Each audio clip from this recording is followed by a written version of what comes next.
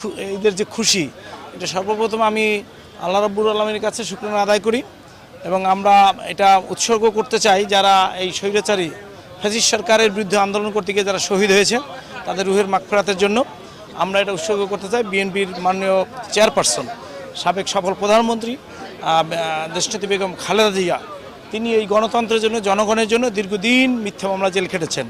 আমাদের মাননীয় ভারপ্রাপ্ত চেয়ারম্যান জনাব তারেক রহমান, তিনি দীর্ঘদিন জনগণের জন্য আন্দোলন সংগ্রাম করতে গিয়ে তিনি দেশে বাইরে বরিশালবাসীকে নিয়ে, বরিশালবাসী সবাইকে আমরা ঈদের শুভেচ্ছা জানাচ্ছি বাংলাদেশ জাতীয় দল বরিশাল মহানগরের পক্ষ থেকে। আমরা এই বিপদের ঠিক থাকতে পারি, স্থির থাকতে পারি। আমাদের পরিস্থিতি হলো আমরা বাঙালি, আমরা আমাদের সবাই মিলেমিশে না।